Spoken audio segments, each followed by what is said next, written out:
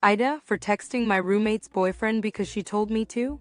I 23 live with 3 other girls, Kelly 23, Gina 22, and Jasmine 20. We're college students in a 4-bedroom, 2-bathroom duplex. I've lived here for 3 years, 2 of them with Gina. Before she moved in, I told her I'm strict about keeping shared spaces clean. She's an only child and had never lived with others, so it's been an adjustment for her, but she's improved except when her boyfriend, Jake 22, is over. Jake lives with his parents and visits often, but he has zero regard for our space or basic etiquette.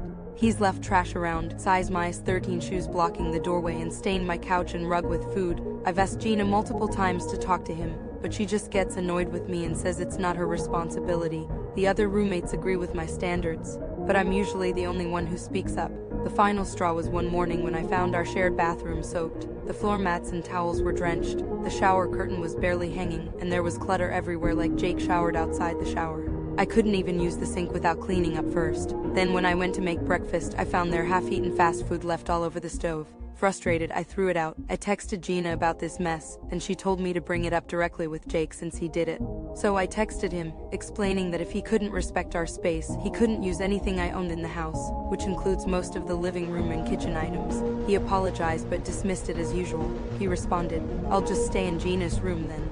Gina then texted me, hysterical and crying. She was on our porch, telling Jake how unfair I was being, saying it's not her fault. She demanded I let Jake use my things, arguing it's her house too. I told her he can use her things in her space, like her room or the shared bathroom, but not mine. I pointed out that like with a pet, she's responsible for her guests' mess. She's now telling people I'm banning Jake from the house. Not true, I just limited his use of my stuff, and they're threatening to report me. I laughed and said they could. Am I the asshole? I haven't yelled, called names, or banned him. I just set boundaries with my things since he disrespects them.